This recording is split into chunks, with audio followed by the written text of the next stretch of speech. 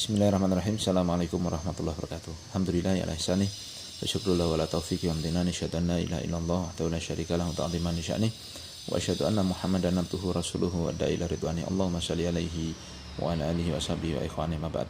Tulab talibat KMI kelas 12 yang dimuliakan Allah Subhanahu wa taala. Alhamdulillah kita bisa menyambung kembali pelajaran kita.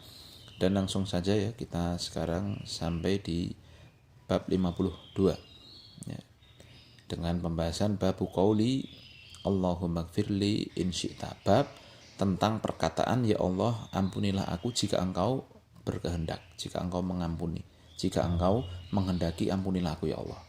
Perkataan ini bagaimana hukumnya? Nah, kita baca dalilnya. Qala al-mu'allifu rahimahullah ta'ala fi sahihi an Abi Hurairah, di dalam sahih dari Abu Hurairah radhiyallahu ta'ala anhu, anna Rasulullah sallallahu alaihi wasallam qala, bahwa Rasul sallallahu alaihi wasallam bersabda, la yaqul ahadukum Allahumma gfirli in syi'ta. Janganlah salah seorang dari kalian berkata, ya Allah ampunilah aku jika engkau mau. Allahumma arhamni in syi'ta. Tidak boleh pula mengatakan, ya Allah rahmatilah aku jika engkau mau. Maka hendaknya liya'zimil mas'alata fa innallaha la mukriha lahu. Hendaknya dia membulatkan, dia mengokohkan, ya, dia memastikan permohonannya, ya, dia yakin dengan permohonannya itu, karena sungguhnya Allah Subhanahu wa taala tidak ada yang mampu untuk memaksanya. Dan di riwayat Imam Muslim, wal yu'adzim mir raghbata fa innallaha la yata'adhamuhu syai'un a'tahu. Hendaknya dia memperbesar harapannya, ya, karena sungguhnya Allah tidak ada yang besar ya di sisinya apa yang Allah berikan. Ya, jadi Allah itu tidak menganggap besar, tidak ada yang tidak ada yang sulit untuk Allah lakukan. Baik, kenapa kemudian bab ini masuk dalam kitab tauhid? Ya, kita baca keterkaitannya dengan kitab tauhid. Lamma kana qaulu Allahumma gfirli in syi'ta, ketika perkataan ya Allah ampunilah aku jika engkau berkehendak, ya dulu ala futurir raghbah. Ini menunjukkan kepada apa? Futur, ya, putus harapan, wakilatil ihtimami bil matlub, dan juga menunjukkan rendahnya perhatian dengan apa yang ia minta. Jadi minta kok menganggap rendah permintaannya, kan begitu. Wal istighna'u anillahi min nahiyatin, dan juga perkataan itu menunjukkan rasa cukup dari Allah dari satu sisi, ya. Jadi kayak seolah-olah kan mengatakan, ya Allah ampunilah aku jika kau mau. Jadi kan nek gelem ya ampunilah, kalau nggak mau ya nggak apa-apa, kan begitu. Jadi kayak seolah-olah meremehkan permintaannya sendiri, putus asa dengan harapannya itu, ya kemudian merasa cukup dari Allah, ya. Jadi kayak seolah-olah meremehkan Allah begitu. Nah, wa yush'iru bi anna Allah ta'ala qad yatarruhu syai'un, ya, ila fi'li ma yaf'alu. Dan perkataan ini seolah-olah ya menggambarkan bahwa Allah itu kadang bisa mendesak kepada Allah sesuatu itu, ya, untuk melakukan apa yang ingin Allah lakukan. Jadi seolah-olah makhluk itu bisa mendesak Allah untuk berbuat sesuatu begitu, ya. Fa fi hadzainil mahdhuraini mudhadatun litauhid. Maka dalam dua perkara ini, yang meremehkan Allah dan merasa Allah itu terdesak dengan sesuatu, ini merupakan perendahan terhadap Allah. Maka ini berlawanan dengan tauhid. Walidzalika nasaba aqdu hadzal babi fi kitab tauhid. Maka oleh sebab itu ya pantas sekali, ya cocok sekali jika bab ini dimasukkan dalam kitab tauhid. Dan judul bab, ya, qaulillahumma, ini perkataan annahu la yajuz, bahwa perkataan ini tidak boleh. Ya, fi sahih maksudnya dalam sahih Bukhari dan Muslim, ya. Kemudian Nabi menjelaskan di sini, jangan salah seorang dari kalian itu berkata Allahumma gfirli in syi'ta, ya Allah ampunilah aku jika engkau mau, ya Allahumma arhamni in syi'ta. Tapi harusnya kata Nabi liya'zimil mas'alata, ay liyajzim fi talabatihi wa yuhaqqiq raghbatahu wa yatayaqqanil ijabata. Hendaknya dia itu memastikan, ya, membulatkan permintaannya dan menetapkan harapannya dan yakin kalau Allah itu pasti mengabulkan. Allah itu mampu untuk mengabulkan, dia harus yakin seperti itu. Tidak boleh seperti ini. Dia berdoa kok meremehkan yang dia mintai doa. Nah, maka dalam satu hadis Nabi SAW juga menyebutkan ya bahwa kalau kita berdoa itu hendaknya apa? Sungguh-sungguh dan yakin kalau Allah itu pasti mengabulkan. Ud'ullaha wa antum muqinuna bil ijabah. Doalah kepada Allah dalam keadaan kalian itu yakin kalau Allah itu apa? Memberi ijabah atas doa kalian. Ya. Maka hendaklah kita yakin dalam doa kita. Ya. Kenapa? Fa innallaha la mukriha lahu. Karena Allah tidak ada yang memaksanya. Ai la yatarruhu du'aun wa la ghairuhu ila fi'li syai'. Tidak ada yang mendesak Allah ya untuk melakukan sesuatu, baik doa maupun selainnya. Tidak ada yang bisa memaksa Allah untuk melakukan sesuatu. Ya. Nah, jadi kita di sini diminta untuk berdoa kepada Allah. Dan dalam doa kita harus sungguh-sungguh gitu loh. Ya, enggak boleh doanya apa?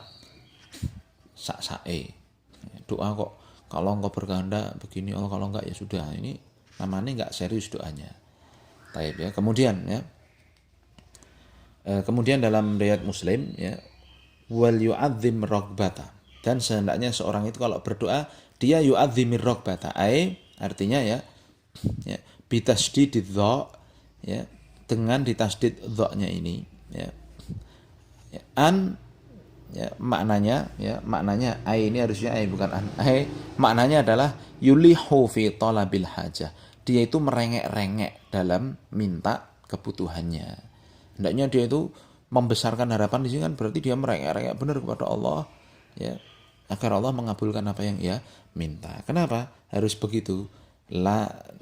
Fa innallaha la yata'adhamuhu syai'un atahu, karena Allah Subhanahu wa taala la yata'adhamuhu syai'un atahu la yakburu wa la ya'siru alaihi. Tidak ada yang besar di sisi Allah, tidak ada yang sulit atas Allah. Jadi tidak ada satupun yang Allah itu merasa besar, merasa kesulitan begitu, tidak ada. Taib ya.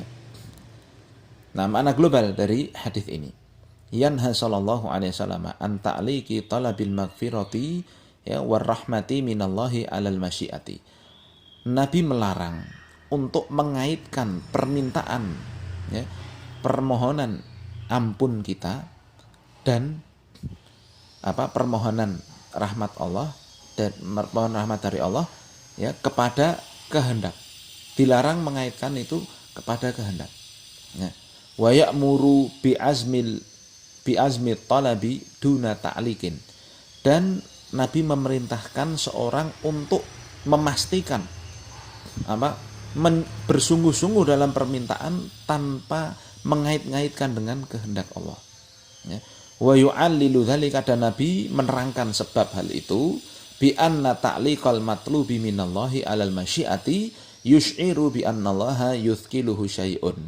Ya, Nabi menjelaskan sebabnya kalau tidak boleh mengaitkan antara permohonan ampun dengan kehendak Allah ini, karena mengaitkan antara permohonan dari Allah, permohonan kepada Allah dengan kehendak itu ya memberikan gambaran seolah-olah Allah itu ya terbebani merasa berat terhadap sesuatu min hawaiji khalqihi, dari kebutuhan makhluknya, au yatarruhu syai'un ila qada'iha, atau bisa jadi memberikan gambaran seolah-olah Allah itu terpaksa untuk memenuhi kebutuhan hambanya. Wa hadza ya, maka ini adalah khilaful haq ya, menyelisih kebenaran. Fa innahu huwal ghaniyul hamidul fa'alu lima yurid, karena sungguhnya Allah Subhanahu wa taala itu maha cukup, yang maha terpuji, yang melakukan apa yang Allah kehendaki. Jadi Allah itu maha cukup ya. Dan kecukupan Allah tidak seperti cukupnya hamba. Kalau hamba itu kan cukup dari satu sisi tapi dia kurang dari sisi yang lain. Seorang presiden misalkan, dia cukup dari harta, dari tahta, dari kuasa, mungkin dia cukup, tapi dia tidak akan bisa melakukan perbuatan yang lain tanpa bantuan orang lain ya. Seorang presiden bisa dia bikin sepatu sendiri, bahkan bikin halal remeh yang dia pakai, baju sendiri tidak bisa dia. Nah, ya, dia butuh orang lain. Itu namanya dia bukan maha cukup. Maka Allah itu maha cukup. Tidak ada yang besar di sisi Allah Subhanahu wa taala. Maka ya kalau kita berdoa, kita yakin, kita harus yakin terhadap doa kita. Ya pasti Allah mau, pasti Allah bisa mengabulkan apa yang kita mintai. Makanya jangan meremehkan Allah dalam doa kita. Begitu, paham ya? Nah, kama yus'iru dzalika bi futuril abdi anil fil matlubi, ya, wastighnaihi an rabbihi wa huwa la ghinan lahu anillahi tarfata ainin, ya. Sebagaimana doa kalau memang dikaitkan dengan jika engkau berkehendak ya Allah, itu memberikan kesan seolah-olah apa? Hamba itu apa? Putus asa dalam meminta dan juga dalam apa? Dan seolah-olah memberi kesan pula dia itu apa? Merasa cukup dari Tuhannya. Jadi kan kayak doanya itu rasa serius gitu. Kalau engkau berkehendak ya kau beri ya Allah, kalau enggak ya sudahlah, enggak apa-apa. Jadi kan kayak enggak serius itu. Kita coba ya minta kepada orang tua kita, Pak, tolong dong aku beliin buku kalau Bapak mau, kalau enggak ya sudah deh gitu. Berarti kan seolah-olah kita itu ya dikai rapopo ra ya wis gitu. Jadi karo bapak itu seolah-olah ada opsi lain. Kalau enggak diberi bapaknya ya nanti saya minta ibu. Jadi merasa cukup dengan bapaknya, dia minta kepada ibunya nanti, seolah-olah kan begitu. Nah, kita enggak boleh itu meremehkan Allah dalam doa kita. Ya, seolah-olah merasa cukup dari Allah. Maka kalau doa itu ya harus serius, harus merengek-rengek supaya dikabulkan kepada Allah semata. Ya. Wa huwa la ghinan lahu anillahi tarfata ainin, yang mana seorang hamba itu ya pasti tidaklah bisa ya merasa cukup dari Allah walaupun sekejap mata tuh enggak akan bisa. Kita ini nafas kita kalau sekejap diputus Allah gimana coba? Ya enggak mungkin kan kita hidup ya. Maka itu kita enggak mungkin ya lepas dari Allah, itu enggak mungkin. Ya maka marilah kalau berdoa ini serius. Ya. Taib ya. Keterkaitan hadis ini dengan bab an-nafihin nahya an ta'liqi talabil maghfirati minallahi bil masyiati wa bayana illati dzalika. Ya, bahwa di sini ada larangan mengaitkan antara permintaan ampun dengan kehendak Allah. Ya. Dan penjelasan kenapa, ya, penjelasan alasan hal itu. Ya, karena Allah itu tidak ada yang besar di sisinya, tidak ada yang mampu untuk memaksanya, maka tidak perlu kita kemudian apa mengaitkan ya Allah kalau engkau berkehendak, itu tidak perlu. Nah, faedah yang kita bisa petik dari hadis ini, an-nahyu an ta'liqi talabil matlubi minallahi bi masyiatihi wal amru bi itlaqi su'alillahi duna taqyidin. Ya, larangan dari mengaitkan antara apa permohonan dari Allah dengan kehendaknya. Ya, jadi kalau mau minta ya minta aja, enggak usah kalau engkau berkehendak ya Allah, kalau engkau ini enggak usah. Ya, dan perintah untuk memutlakkan permintaan kepada Allah tanpa syarat, tanpa ikatan. Jadi kalau mau minta itu minta aja pada Allah. Allah itu maha cukup, maha memberi semuanya. Mau minta apapun enggak ada yang kecil, enggak ada yang besar di sisi Allah. Ya makanya ya saya sangat ingat sekali ya nasihat dari seorang syekh begitu. Ya, ketika kita minta kepada Allah, sudah minta apa saja yang memang baik untuk kita. Bahkan ketika mau minta rezeki pada Allah, minta yang terbaik. Ya. Karena tidak ada yang besar di sisi Allah. 1 miliar, 2 miliar, 3 miliar, itu kalau di sisi hamba mungkin besar. Tapi di sisi Allah, lihatlah ya, orang nambang, ketemu emas permata, dijual bisa jadi berapa M gitu. Ketemu apalagi ketemu batu berlian, bisa ber-MM itu. Itu hanya satu, nggak ada apa-apanya. Ya. Maka juga dalam hadis qudsi Allah Subhanahu wa taala mengatakan ya, hadisnya riwayat Muslim ya, di mana Allah Subhanahu wa taala mengatakan ya ibadi lau anna awwalakum wa akhirakum wa insakum wa jinnakum ya kanu fi sa'idin wahidin fasa'aluni ya fa'ataitu kullah wahidin mas'alatahu.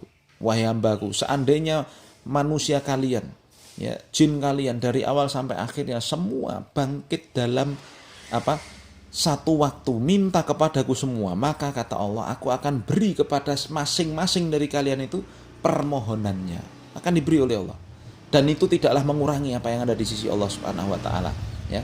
Illa kamayan kusul mihyatu idza udkhilal bahr, kecuali seperti apa jarum ketika dimasukkan ke lautan, ya. Jadi jarumnya naik ke atas, tetesan airnya itu kan tidak sama sekali tidak mengurangi lautan. Seperti itu pula ketika kita minta kepada Allah Subhanahu wa taala. Masya Allah ya. Jadi benar-benar ya, kalau minta kepada Allah mutlak biduni takyid. Tidak usah ada syarat-syarat tertentu, tidak usah ada ikatan-ikatan tertentu. Udah mintakan semua aja pada Allah Subhanahu wa taala ya. Seperti sekarang ya corona, kita minta mutlak ya Allah hilangkanlah corona, selesai. Insya Allah kita yakin dengan itu Allah akan menghilangkannya. Kalau kita kembali kepada hamba, kepada makhluk ya rasanya kok sulit begitu. Tapi bagi Allah tidak ada yang mustahil. Kun fayakun. Taib, ini ya faedah yang pertama. Kemudian faedah yang kedua, tanzihullahi amma la yaliqu bih. Menyucikan Allah dari apa yang tidak pantas baginya. Wa sa'atu fadlihi, dan juga luasnya keutamaan Allah, wa kamalu ghinaih, dan juga sempurnanya apa? Maha cukupnya Allah Subhanahu wa taala. Wa karamuhu wa jawaduhu subhanahu wa taala. Dan juga ya penjelasan tentang apa? Kemuliaan Allah dan kebaikan Allah Subhanahu wa taala kepada makhluknya. Kita ini kalau mau ngitung-ngitung nikmat dari kita lahir sampai sekarang, wah jelas nggak bisa. Napas kita itu sudah berapa banyak yang kita hirup ya. Tapi ya kadang itu ya makhluk hamba lalai terhadap nikmat-nikmat Allah Subhanahu wa taala. Kita kalau mau lihat ya, mata kita ini sudah dari lahir sampai sekarang ya betapa banyaknya Allah beri nikmat pada mata kita ini, pada kita ini, dengan mata kita ini. Tapi ya kadang itu dipakai untuk yang maksiat ya. Jadi marilah kita ya benar-benar ya merasa bahwa kita ini hamba Allah ya, sehingga kita ini bisa menyembah Allah dengan benar, kita bisa hidup dengan benar sesuai dengan tujuan kita diciptakan ya. Nah, ini ya yang bisa kita bahas pada kesempatan kali ini. Semoga bisa kita pahami dan pada Allah lah kita meminta. Subhanakallahumma bihamdika asyhadu an la ilaha illa anta astaghfiruka wa atubu ilaik. Assalamualaikum warahmatullahi wabarakatuh.